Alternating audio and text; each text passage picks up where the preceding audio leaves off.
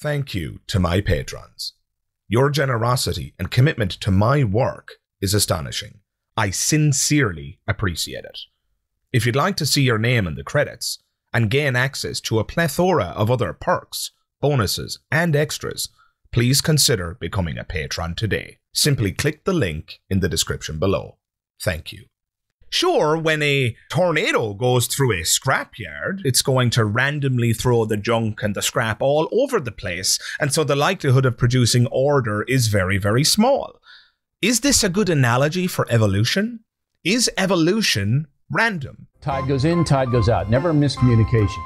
You can't explain that. Evolution is a religion. If there is just one chance in a million that this is true, it's worth believing.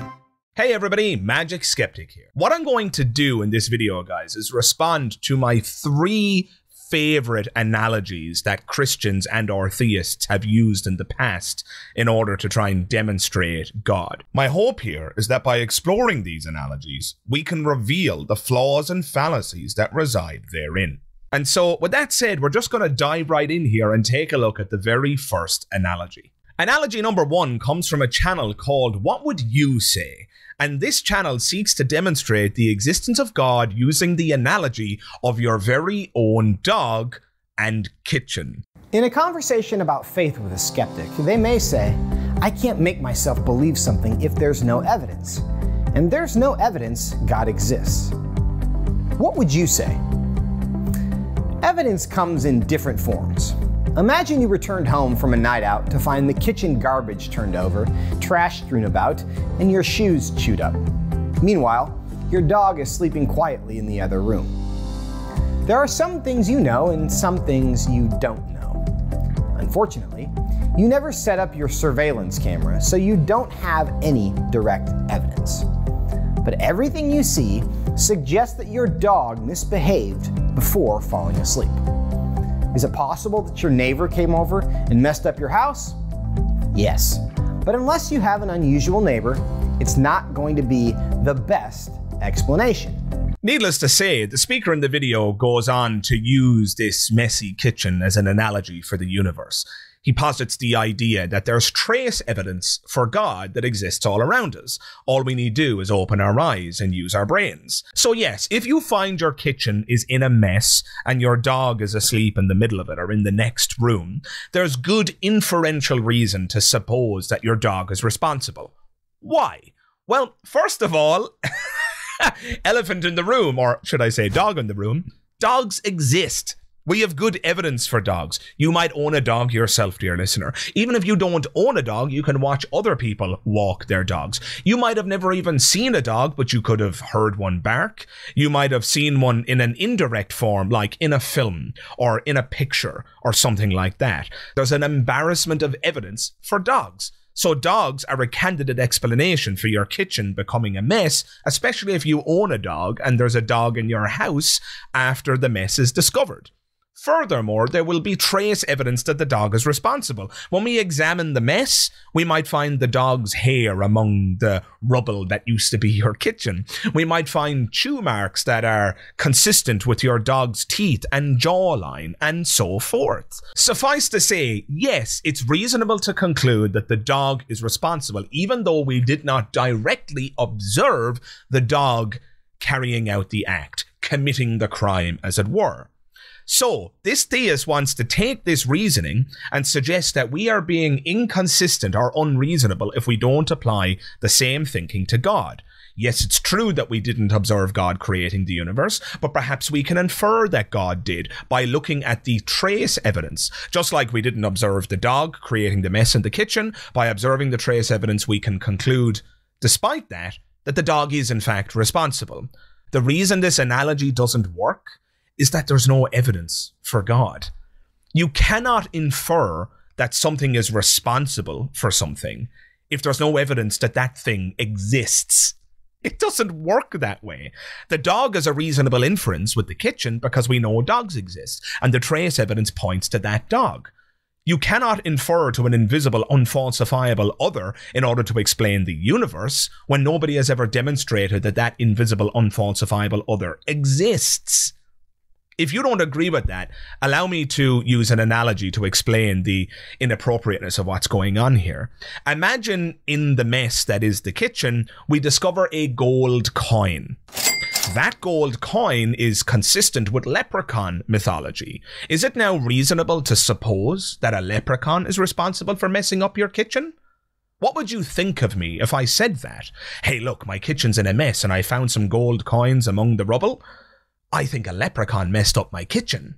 Because I don't have a dog, I don't have a neighbour, so the only explanation I can think of is that a leprechaun is responsible, and the gold coins prove it. The gold coins serve as trace evidence for the leprechaun being responsible.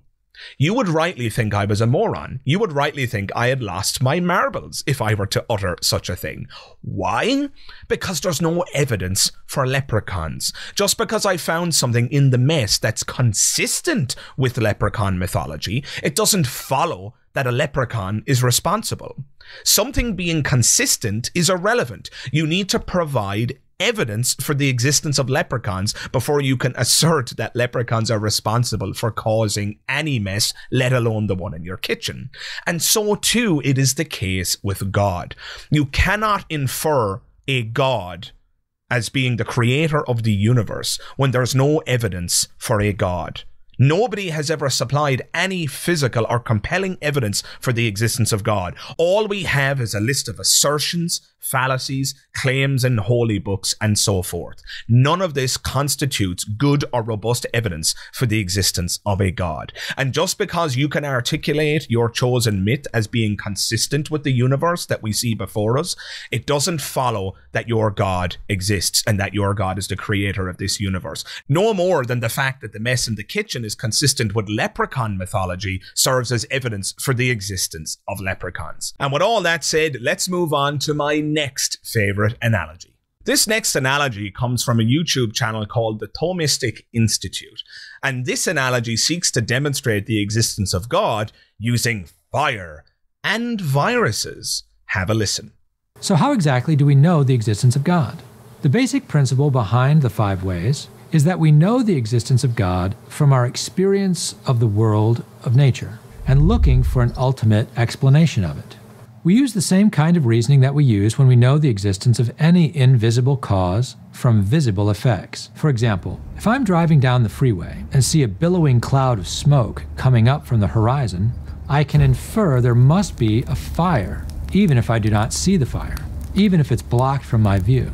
The fire is invisible, but the smoke it produces is not, and I know the existence of the invisible cause from the visible effect. Sure, if I'm driving down the freeway or the motorway and I see smoke bellowing in the distance, and just for the sake of argument, let's grant that it is in fact smoke. If we wanted to be pedantic here, we could say, well, you know, maybe it's dry ice or something like that.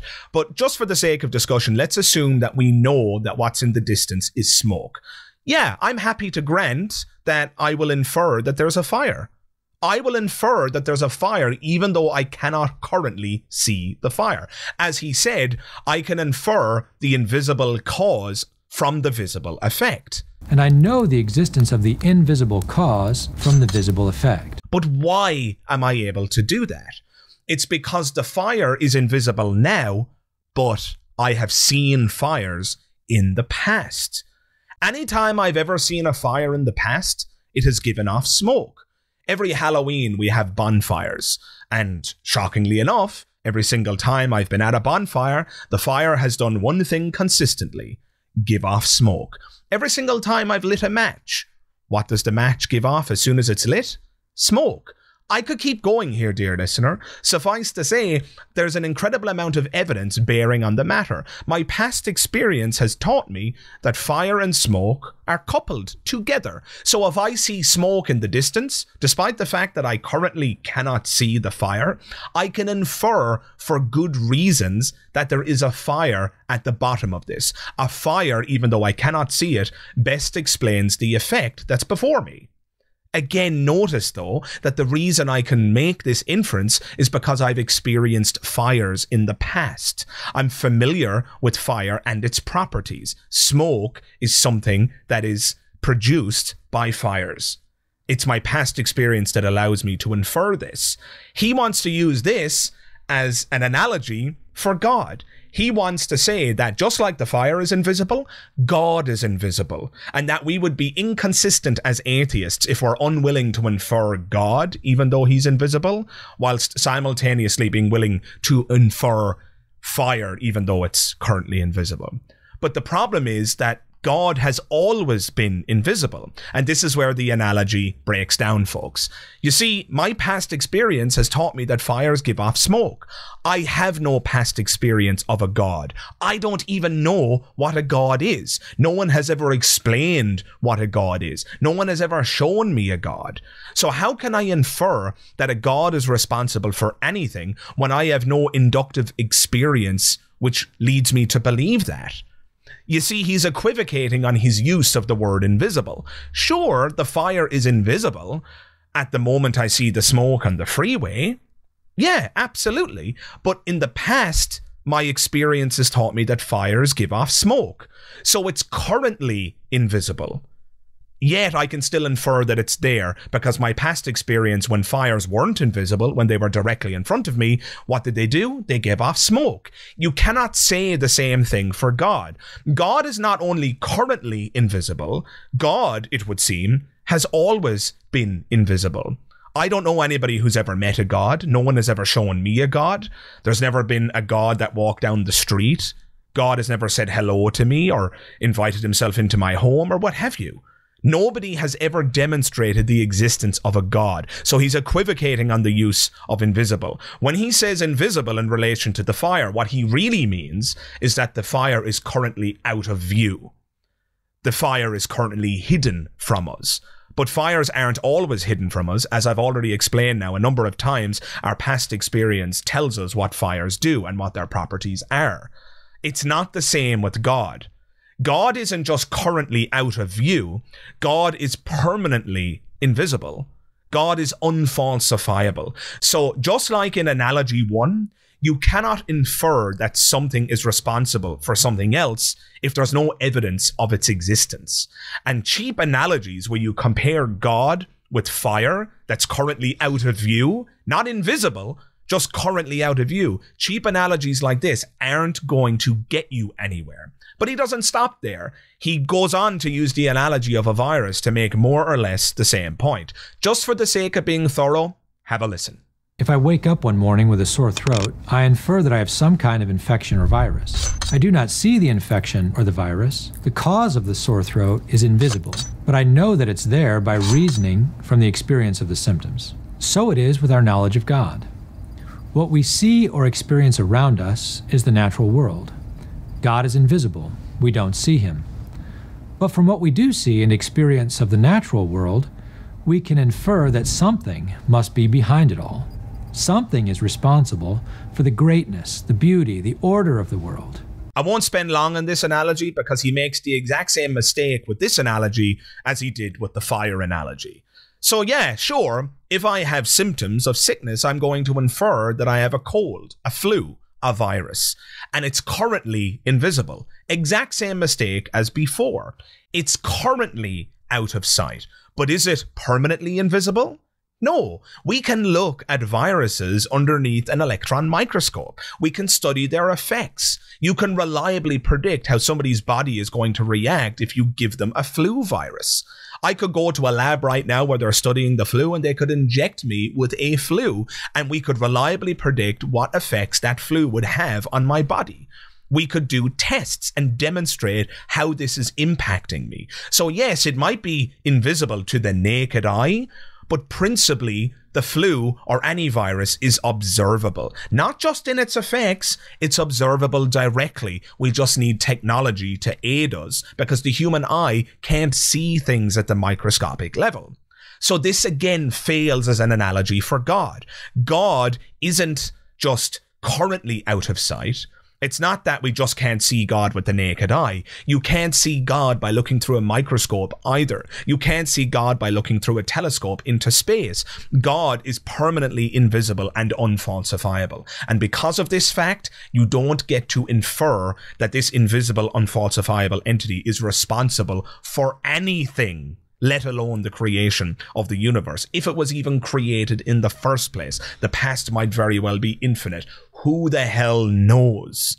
But with all that said, let's move on to our third and final analogy. The next and final analogy we're going to discuss today comes from a channel known as Catholic Central. And in one of their videos, they explore the junkyard tornado analogy for the existence of God. Have a listen.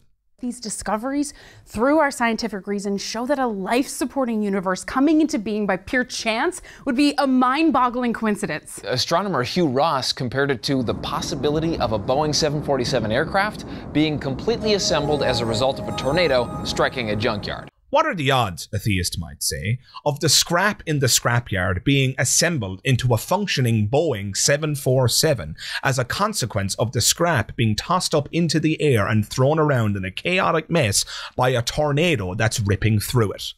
Clearly, this is incredibly unlikely, and so too it is the case with the universe. What are the odds of the chaotic matter of the universe assembling into an orderly state, assembling into solar systems, assembling into the laws of physics, assembling into life on Earth, and all of the complexities that reside therein? It's clear that chaotic chance cannot be the best explanation. There must be a designer. Just like a Boeing 747 and all of the complexities that reside therein requires a plane maker, the universe and all of the complexities that reside therein requires a universe maker. But is this a good analogy for the universe? I don't think so. The first problem I have with this analogy is not necessarily the analogy itself. So just right off the bat, I want to acknowledge that what I'm about to describe here is more of a meta problem. And it goes something like this.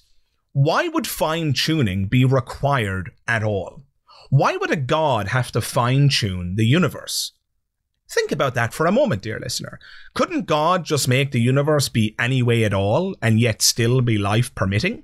Why would God have to fine-tune something? Doesn't that presuppose that God's decisions are limited by the properties of reality? To say that fine-tuning was required seems to assume that God had to abide by certain pre-existing rules in order to bring us into existence. But if God is bound by those rules, then there is something above God, and God ceases to be all-powerful. There is a power beyond him that he is subservient to, that he has to perform a tap dance to, conditions that he has to satisfy. So this is a really bizarre point for somebody to make if they believe in an all-powerful God. As physicist Sean Carroll put it in his now infamous debate with Christian apologist and professional liar William Lane Craig, God doesn't need to fine-tune anything. We talk about the parameters of physics and cosmology, the mass of the electron, the strength of gravity, and we say if they weren't the numbers that they were, then life itself could not exist. That really underestimates God by a lot, which is surprising from theists, I think. In theism, life is not purely physical. It's not purely a collection of atoms doing things like it is in naturalism. I would think that no matter what the atoms were doing, God could still create life. God doesn't care what the mass of the electron is. He can do what he wants. The only framework in which you can honestly say that the physical parameters of the universe must take on certain values in order for life to exist is naturalism. Moving on to more direct criticisms of this analogy, when it's used to criticize evolution, it just completely fails as an analogy. Sure, when a tornado goes through a scrapyard, it's going to randomly throw the junk and the scrap all over the place, and so the likelihood of producing order is very, very small. Is this a good analogy for evolution? Is evolution random? Sure, the mutations are random, but the selection process is not. Natural selection is a very specific guide. It selects for that which confers a survival advantage. Henceforth, is not random. That isn't randomness, folks. Natural selection is a very specific guide. I strongly deny that evolution is random selection. Evolution is non-random selection. Oh, so there's a purpose to it, is there? No. Could you explain what non-random means? Yes, of course I could. It's my life's work.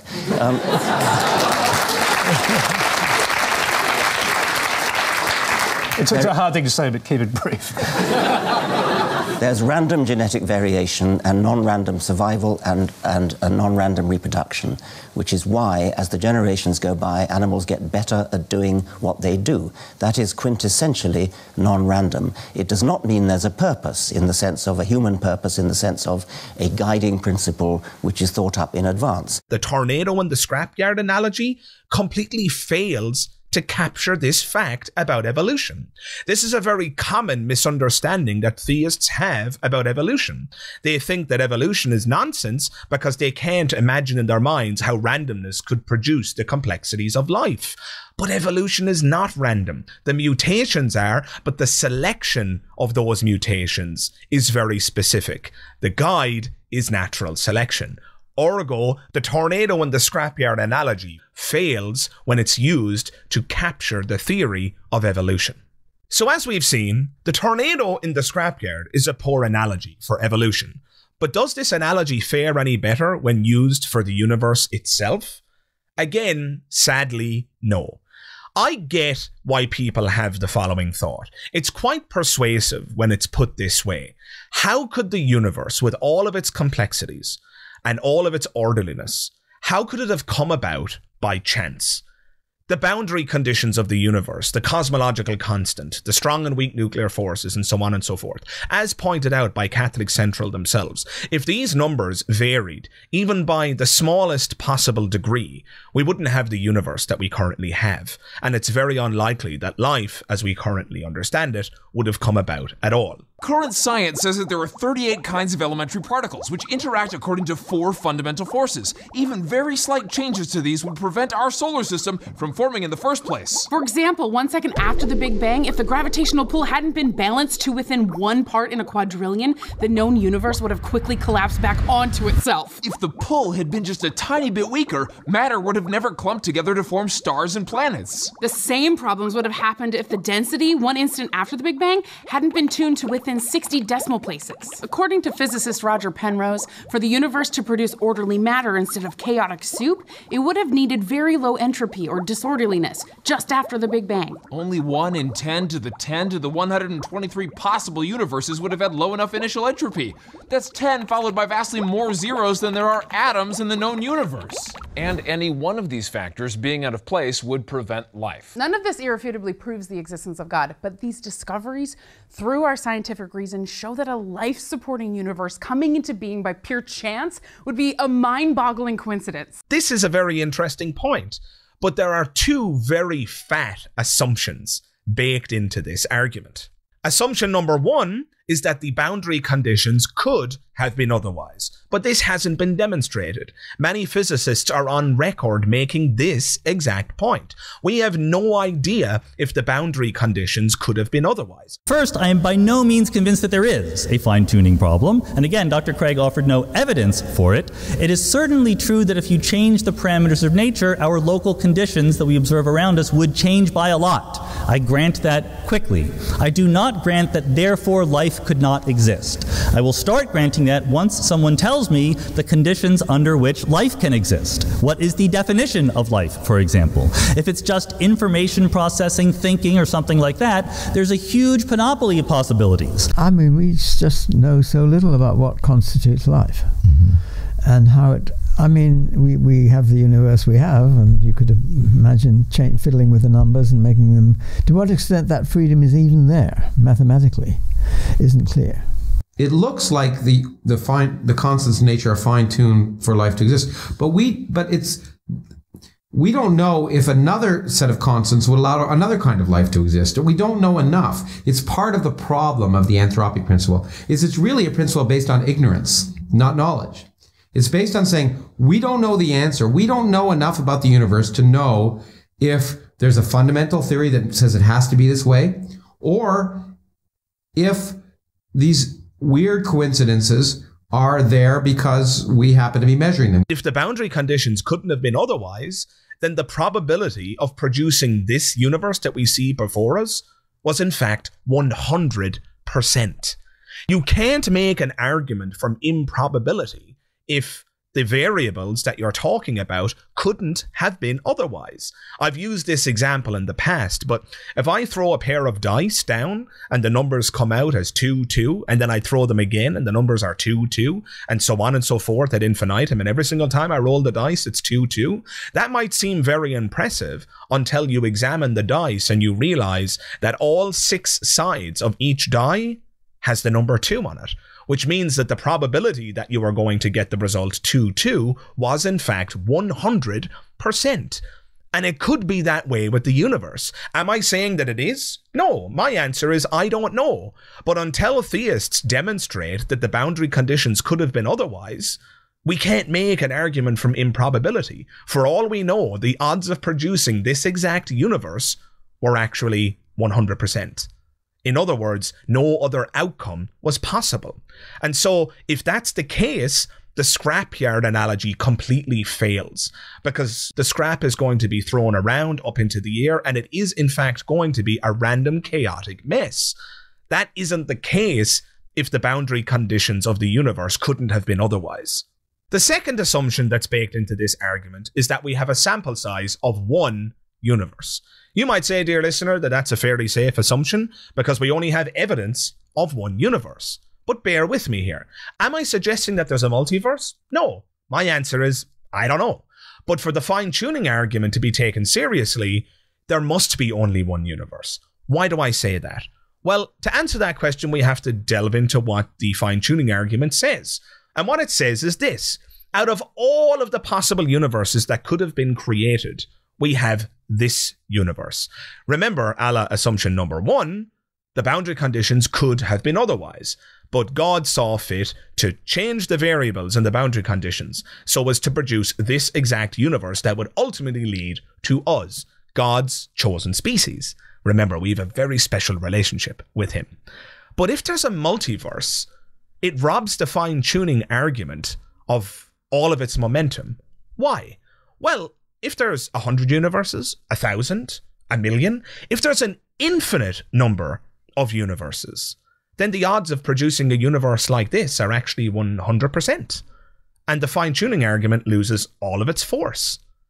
Think about it, dear listener. If there's an infinite number of universes, and according to assumption number 1, the variables change depending on the universe, if there's an infinite multiverse, well then there's actually going to be an infinite number of universes just like our one that are life permitting. That's just the way infinity works, folks. But even if it's not infinite, let's imagine the odds of producing a life permitting universe are 1 in 100. And then let's say there's 1,000 universes. Well, that means that there's at least 10 universes that are life permitting and just like our one. Suffice to say, if there is a multiverse, fine-tuning isn't required. Randomness will eventually produce the results we see before our eyes. Now, some of you may wish to challenge me here and say, but Magic Skeptic, you can't table the multiverse as an alternative hypothesis for explaining fine-tuning, because, a lot like the God hypothesis, the multiverse is unsubstantiated. It's nothing more than an interesting hypothesis. And there's 2 things I'll say in response to that challenge. Firstly, there is evidence for the multiverse. The mathematics predicts it. Don't take my word for it. Have a listen. As brilliant as Einstein was, and as successful as his general theory of relativity has been, it has limits. And one limit is the center of a black hole, and another limit is the very birth of the universe itself. Getting back to your question, the Big Bang. So, we have top people working on trying to resolve this singularity problem. And in so doing, you get to some ideas that, well, maybe our Big Bang, because the Big Bang is not going to go away. All the data support this. So now I've got this Big Bang thing, okay? And, well, is this embedded in something bigger? Ooh. So when you put like quantum physics and general relativity and you try to come up with some bigger understanding, deeper understanding, string theorists have been all into this, you get a multiverse. We didn't pull that out of our ass. That came out of the equations. So how old is the multiverse? I don't know. It's definitely older than our universe, because it birthed our universe, and it births other universes, and it births, the way the equations drive it, an infinity of universes. But let's assume you're not persuaded by the mathematical argument. Let's assume that Neil deGrasse Tyson is completely and utterly wrong. Let's imagine and let's suppose that there's zero evidence for the multiverse. Does that detract from the point I've made in this video? Absolutely not. I'm not tabling the multiverse as a legitimate alternative hypothesis for explaining fine-tuning. Remember, my position on why we find ourselves in this universe and in this current circumstance is, I don't know. Moreover, I'm not convinced that there's a fine-tuning problem in the first place, for no theist has ever demonstrated that the boundary conditions of the universe could have been otherwise. With this in mind, the truth of the multiverse and whether or not it ultimately gets proven is utterly irrelevant to my position. The reason I bring up the multiverse is because the fine-tuning argument as proposed by theists necessitates that there only be one universe. That means that theists are adopting a burden of proof vis-a-vis the number of universes that exist. In order for their fine-tuning hypothesis to be taken seriously, in order to substantiate their claim, they must demonstrate that all that exists is one universe. And in order to do that, they have to rule out the multiverse. So I don't table the multiverse as a hypothesis that I believe and that I'm proposing as a legitimate alternative. I bring it up because this is something that the theist has to rule out. Otherwise, their argument is nonsense.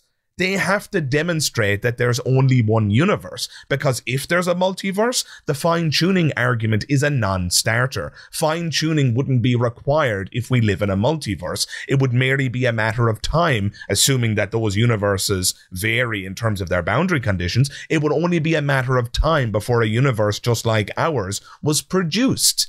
So it is in fact the job of the theist, it is their burden of proof to demonstrate that there is only one universe. And you can't do that by appealing to the fact that we're only aware of one universe. That would be a black swan fallacy. What you'd be saying would be the equivalent of saying that there are no black swans because I haven't seen any. Likewise, there isn't a multiverse because I haven't seen one. That would be fallacious in the extreme.